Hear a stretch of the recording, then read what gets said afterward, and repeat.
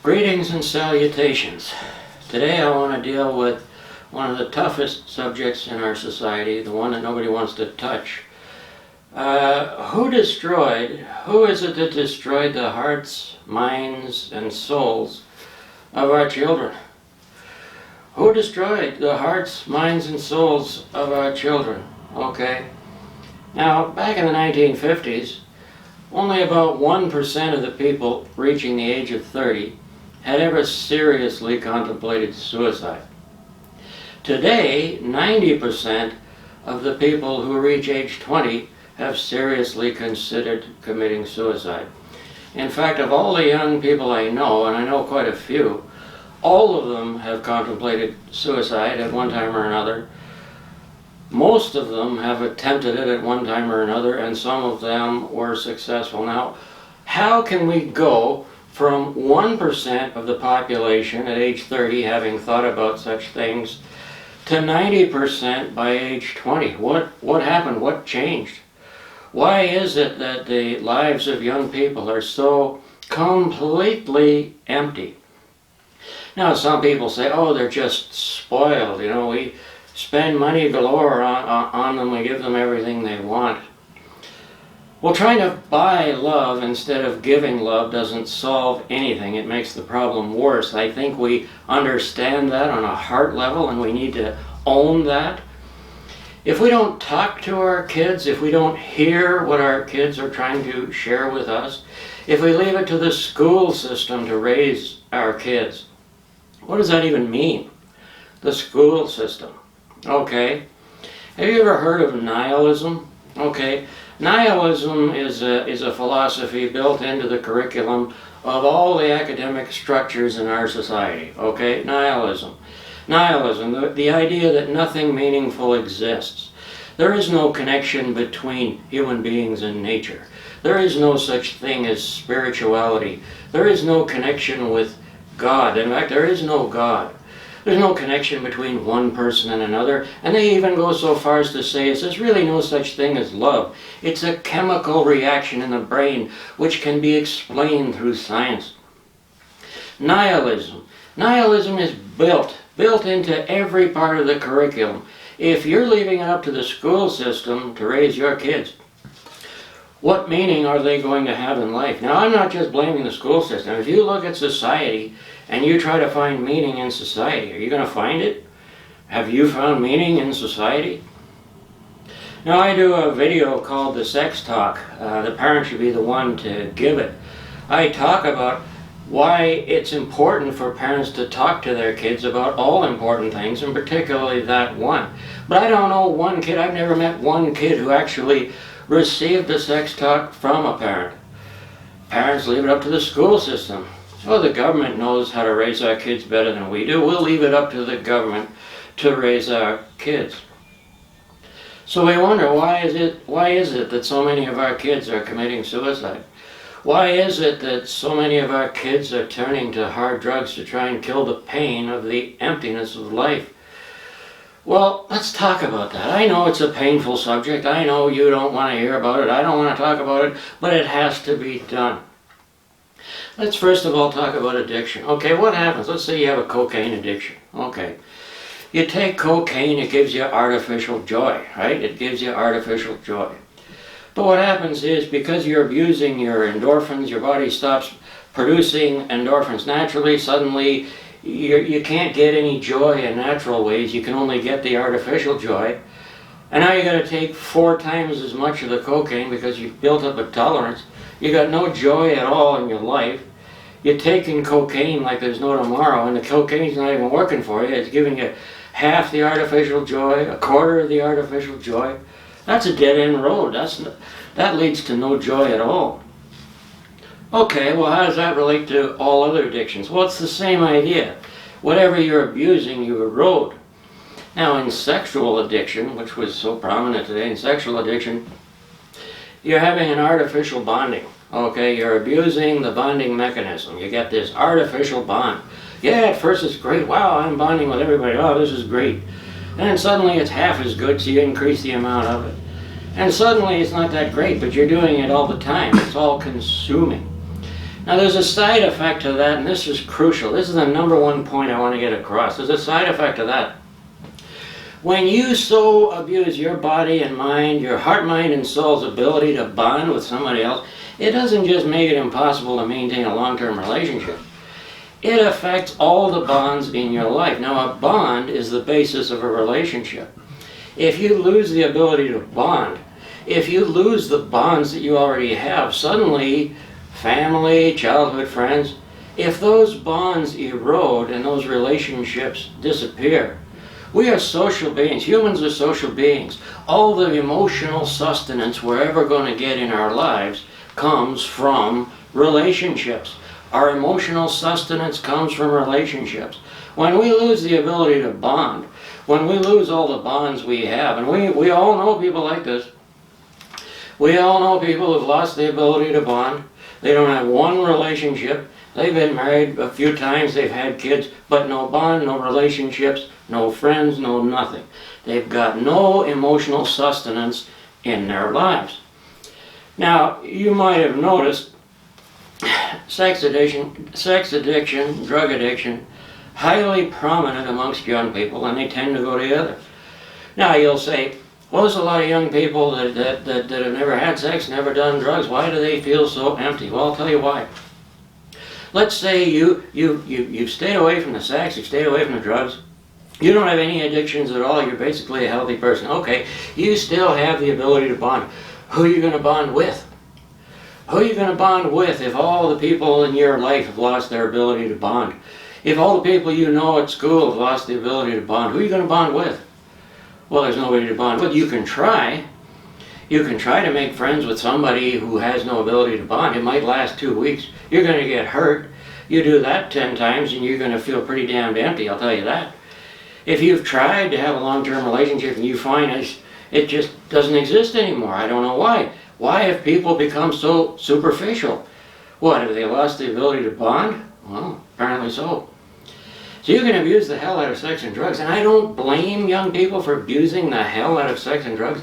If your life is so completely empty, if everything you're learning in school is contaminated by nihilism, if society is completely empty, and you've never had an honest conversation with your parents in your life, you've told them the truth and it goes in one ear and out the other.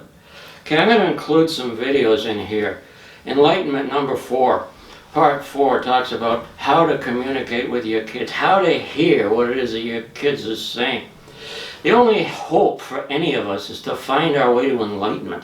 The only hope for any of us is to have that connection with nature, have that connection with God.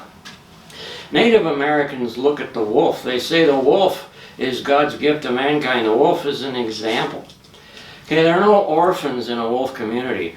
A wolf dies. The pups are instantaneously adopted by the pack. There is no such thing as an orphan in a wolf community. Wolves don't kill other wolves. They don't kill and eat other wolves. Everything about the wolf is superior to mankind. But the best part of all is that, it seems like the wolf was born with a sense of honor. I don't know another animal that's born with a sense of honor. Even human beings aren't born with a sense of honor. Honor is a gift you give to yourself and nobody can take it away. The wolf has a sense of honor. The wolf mates for life. Young wolf mates. He's got a mate now. She gets hit by a truck. She's dead. I think he's got every right to get another mate. His mate died. He won't. He's mated for life. He'll never do it again. That's a highest standard. Okay? In human beings, even if you save yourself from marriage, you get married, your wife dies, your husband dies, you're expected to get married again. Nobody will fault you for it. But the wolf is at a higher level. The wolf sees what humanity does is not even good enough. Even the best of what humanity does is not good enough for the wolf. Native Americans look at the wolf as an example. I think we need to do the same. We need to understand that abusing the hell out of our hearts, minds, and souls. Now, as a kid, a teenager, you're mutilating yourself, cutting yourself up, hoping somebody will notice that something's wrong. You've said everything to the school, you've said everything to your parents. Goes in one ear and out the other. We live in a terribly abusive society. I mean, you look at Jeffrey Epstein, sex ring, young people, everybody knew about it. Finally, the government was forced to prosecute him. He was sentenced to X number of months at a golf resort. That was his punishment. And he only had to stay there at night. All day long he was out continuing his sex reign. This is the government's response to abuse of children. When I was a teenager, I started on my own going to the Catholic Church. I had it in my head I wanted to be a priest. 3 of the 4 Catholic churches I attended, sex abuse took place with priests involved. Only one of those cases ever made it to the courts. The government doesn't care. They look the other way. Now the priest involved was sent to jail. The prisoners knew he was a child molester and they killed him for doing it. Now I don't feel sorry for that guy. He's done more damage in his life to other people by molesting kids than any other criminal could ever do. I don't feel sorry for him at all. But what I feel is ironic, deeply ironic. The prisoners in the jail understood that molesting kids is wrong, but the people in government, the people in education, they don't understand. They think if somebody who's a serial sex offender, send him to jail for 3 years, let him out after 1, he'll continue to reoffend, but who cares? Kids are too young to vote anyway. Our society is as toxic. Our society is more toxic now than it has ever been in the history of mankind. And our young people are getting the worst of it. If we don't communicate with them, if we don't give them our love, if we don't teach them about life, if we don't give them something, if we don't give them anything, but we leave it up to the school, our kids are doomed. Doomed. I'm telling you, our kids are doomed. If we give them nothing but money, if we try to buy their love instead of giving them ours, our kids are doomed.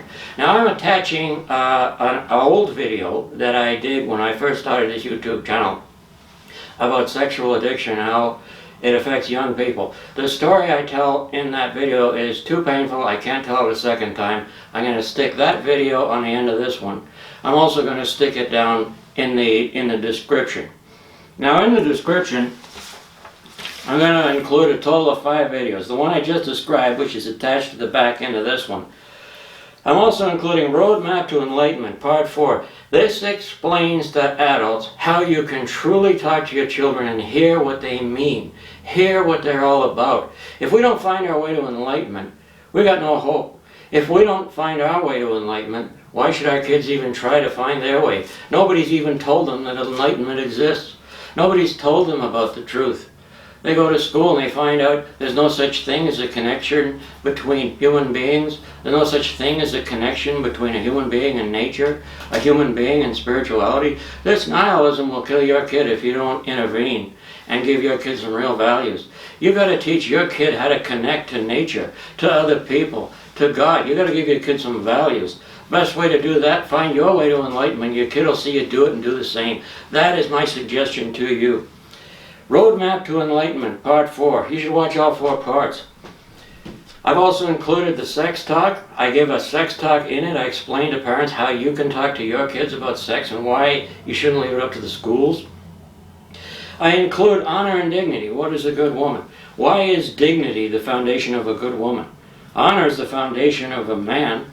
A man who has honor, everything else he has is real. If he has no honor, everything he does have is fake. Same with dignity for a woman. If a woman has dignity, everything else that she has is real. She's a beautiful person. If she has no dignity, everything she does have is fake. So I include honor and dignity. Now as far as the difference between right and wrong, which nobody's ever going to explain to your kid if you don't, I include something I call big bucket bullshit. Pardon the alliteration, but it's true. Big bucket bullshit versus the tiny cup of truth. The difference between right and wrong. Our world is upside down. Our world is obtuse. If we don't reach out to our kids, the school system combined with sex and drug addictions, I tell you what, your kids are doomed. Your kids got one chance, that chance is you. So stay tuned for the following video. My name is Scott McGurn and thank you for your time. Hi, my name is Scott McGurn. This is a series on sex and marriage. This is number 4 and we're going to wrap it up today. Okay, we've talked about how much the world has changed and sometimes it's shocking. Sometimes when we think we've heard it all, we hear something and it blows our mind. We cannot believe how different things have become than they were before. Emptiness. People, young people, have such empty and meaningless lives today that it really is shocking. When I talk to young people and they tell me about their lives and their values and their perspectives and the sense of emptiness that they have and the things that they've done to try and fill that void, I mean, it makes the problems that I heard about when I was young really seem like nothing by comparison. I mean, it is unbelievable, and I'm going to touch on that today because I think it places emphasis on what I'm really trying to get across in these videos. Okay, now let me start with something here. Now, we understand from history that sex and marriage were always synonymous. Well, not just synonymous, they were one thing. Not two things, they were one. In fact, the word wife is a verb, it's an action word.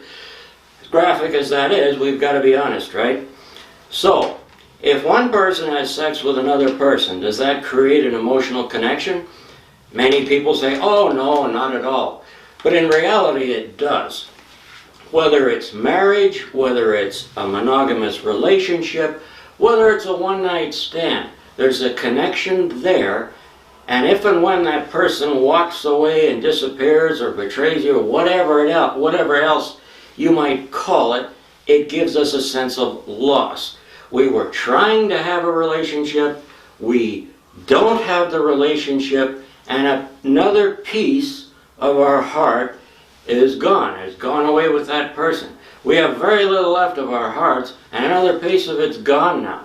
Okay, now, let's take the example of a young person in the early teenage years. Let's say that person's life completely empty, devoid of meaning. In other words, a typical young person of today. Let's say that person goes out and has sex for the first time. That might be the most, how would you put that? It might be the biggest, most shocking, somewhat meaningful experience of that young person's life. It's like, wow, I actually felt something. That was weird. I don't know what to make of it. What do I do with that? And suddenly it becomes the most important thing that the person has ever experienced. So it can become the center of the young person's life. This is also true with drugs. A young person, same age, totally empty life. Friend introduces them to drugs, they try it out, and wow, they have this psychedelic experience, actually felt something. They never felt anything in the family home, they never felt anything at school. Now they felt something. So again, it becomes the center of the person's life. Now I'm saying this because it's not a great idea for young people to get involved in sex and drugs. I think we know that, but I'm giving an added reason as to why. If the person has never had any meaning at all, and now they found something that they think is meaningful, it can become all-consuming. As soon as we have something that we build our lives around, and it's at the exclusion of everything else, that's an addiction. Okay? This can become problematic, and I'm going to give some examples of that. My goodness. Okay. Now, I was lucky myself, not overall, but I'll give one example of how I was lucky at least once. My first big, shocking experience that really blew me away and was meaningful was actually a spiritual experience. Now that's might be unusual, but not entirely. It does happen. So I found that to be something that I became very much focused on. It did become the center of my life, but in a way, it also protected me, insulated me somewhat from the sex and drugs. Now, in my case, I didn't have any spiritual people in my life. I'd never seen the inside of a church, synagogue, mosque, anything. Didn't go to a religious school.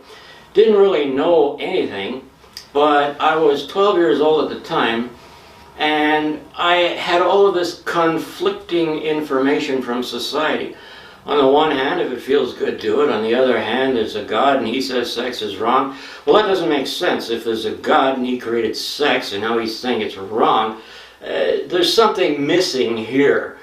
Now, the people who are endorsing sex, every time I turn on the TV, it's saying, you know, go wild. If you're young, have all the sex you can, do all the drugs, get drunk, drive your car as fast as it'll go. Nothing bad will ever happen to you. Well, yeah, okay, so you take that with a grain of salt. So I'm 12 years old, I'm starting to feel attraction for girls and thinking, well, wait a minute. Okay, I want to know. Most people believe in God. I don't know anything about him. I don't know if he's being misrepresented, but if he created sex and now he's saying it's wrong, something here is distorted, like deeply distorted. This is BS. Seriously, this is BS. So I'd known from TV, you know how back in the day you had all these crooked shyster evangelists on TV and are always talking about you say the sinner's prayer, God comes in your life. Well, I had a scientific mind, so I thought, okay, if I were to do that every day for a month and I hear nothing, I get nothing back, I don't feel a thing, well then there's no God. Everything I've ever heard associated with that is bullshit. So obviously the people on the other side of the argument are correct. Alright, well, I set out to find God, doing it exactly as I described. I was a very methodical young boy. I was 12 years old. I went out, I did exactly that. Now if you've ever tried this, you already know the outcome. First time I tried it, I had a massive, life-changing spiritual experience. Okay, and that's good. It was one of the one things that was ever lucky in my life, and I'm grateful for it. I remain a believer to this day, although I am disgusted with organized religion. I want absolutely nothing to do with it on any level, and I want you to know that God did not create organized religion. The human ego did that as a way to shaft people out of their money. There is no connection between organized religion and God. There's a tremendous connection between God and nature. There's a tremendous connection between God and people, even between God and animals. But organized religion, that is probably the ugliest thing on our whole planet. That does more to shatter people and their relationships with God than anything else. I'm glad I never went to a religious school, because the kids who did are so alienated from God, it's just made their lives worse. So anyways, let's get that out of the way. Yeah, in regard to religion, I was actually a church pastor for 10 years, so I know how bad it is. I have a lot of reasons to be upset about it.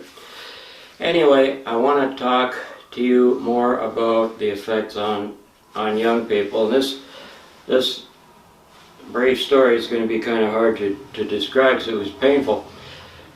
There was this young woman. I knew her for a few years. I didn't know her well, but I would see her, and she had an above-average intelligence. She was a very sensitive person. I believe she went to a special school for that reason. Above-average intelligence, special, different, maybe judged, I don't know. Anyway, she decided to pour her guts out and tell me some of her life story. And anyways, this is what happens, or what can happen, when a person gets addicted to sex at a young age. Anyway, she wanted to have surgery. And you know, I've heard of lots of people who, maybe you're a woman, you want to become a man, maybe you're a man, you want to become a woman. As you are going across the middle, you are in transit, so you're considered transgender. I know all about that. That's fine. People got to do what they got to do. I've also heard of people that are born halfway in between. They might choose to stay that way. They might go one way or the other. That's fine. People got to do what they got to do. But she had a different story, one I had not heard before. She didn't want to go from one to the other. Now, give you some background. This girl is beautiful. Like, I mean, outstandingly beautiful, out of the ordinary. Smart, beautiful, healthy, and what does she want to do? She doesn't want to become a man. She wants to go to the halfway point. Okay, she wants to retain her breast, but she also wants to have a penis, and she tells me why. She says she likes to have group sex with her friends, and this helps her to have a sense of meaning in life, to make up for the fact that she has no meaning. She has no relationships with her family. She has no true relationships with her friends. But if she could have a penis installed surgically, that would mean she could make love to all of them when they have their group sex. This way she will find meaning. This was her goal. And she had gone to great lengths already to schedule surgery and do other things. So, her goal, not to be a man or a woman, to be in between. Okay, I understand. I'm not nobody's judge. I understand. Some people are born in between, but this was her goal. The idea is by having sex with everybody, as a group, this is going to give her that sense of meaning that life has denied her. Her life was so empty that this was her goal. Okay, now, we've all known people who've abused drugs, hard drugs. They take more and more, and it's all they have. And they believe that's all they have. And they take more and more, and they know it's going to kill them one day, and they're okay with that because it's all they've got, and they don't want to live anyway. Sex can become just like that. You wrap it up, having sex with everybody. Well, why stop there? If that's not enough, take it to another level. Combine it with drugs, combine it with other things. It'll destroy you someday, and she must have known that, but she was okay with that because she believed that's all she's got. All right? It wouldn't have been so hard except it was somebody I know. Okay? I told her, well, couldn't you maybe give life a chance? Maybe wait till you're 20 before you do the surgery and that. I mean, I understand you feel that this is the path to happiness. I understand your life's been painful and empty. Wouldn't you want to maybe just give it another shot at before surgery? Anyway, I had to say that. Okay, I had to say that.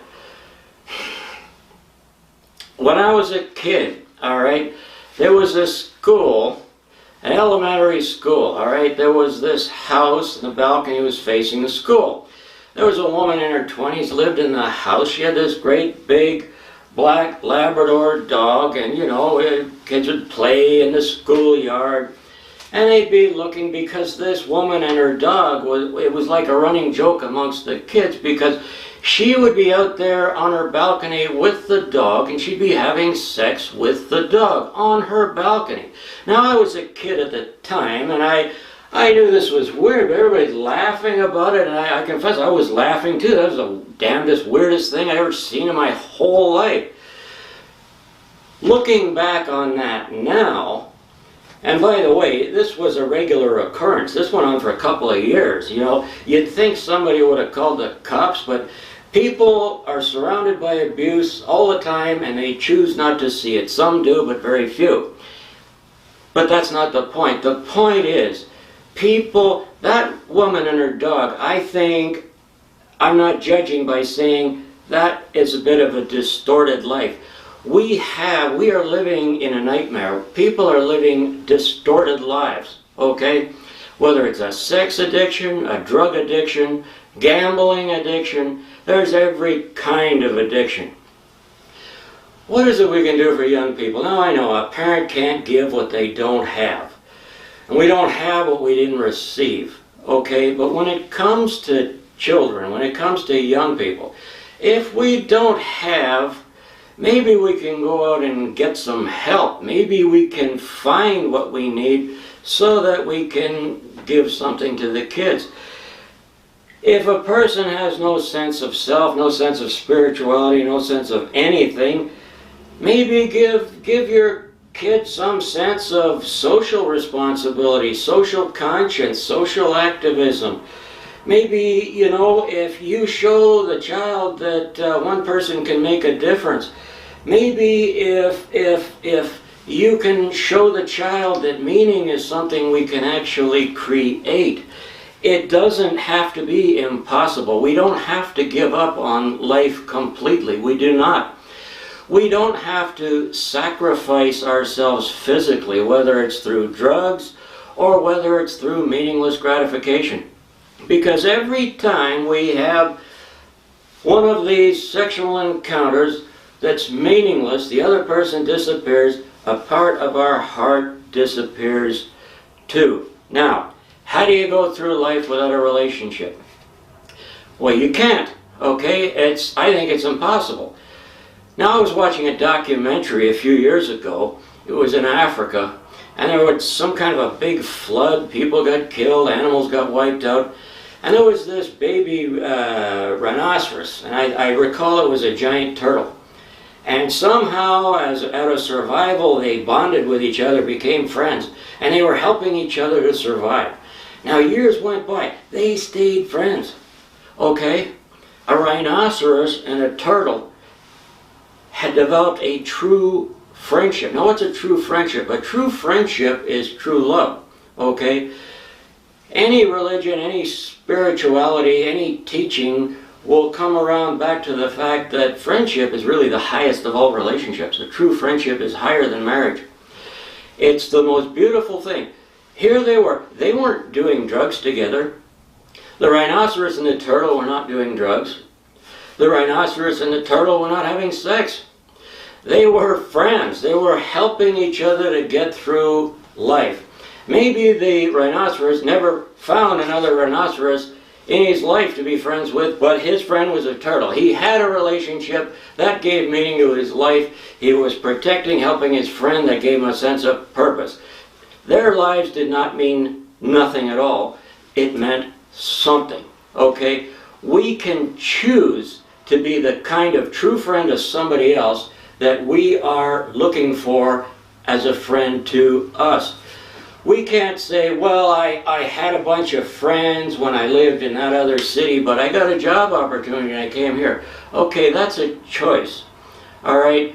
There's no such thing as a true friendship without commitment, all right? That rhinoceros and that turtle, they weren't going to wander off to another town and say, hey, I used to have a friend, okay? So let's be open-minded. Yes, of course we need to have relationships. Of course we need to have meaning and purpose. We need all of those things. And if our parents didn't do a damn thing to show us how that works, and I know mine didn't, maybe yours didn't either, we can create meaning where it doesn't exist, all right? The ego chases four things: money, property, the meaningless status that people love so much, and the empty gratification that goes with it. These four things will destroy your life. But in our society, we're told these are the only four things that have any meaning at all. That's the lie, okay?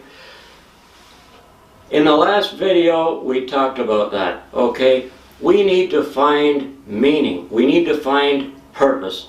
So this has been an attempt to discuss everything related to sex and marriage, give you a few ideas that you didn't have before, some information. I hope it helps. If you found anything at all in this four-part series useful, please hit the subscribe button. It's the only way anybody else is ever going to hear it. Unless you want to share it with a friend, that's good too.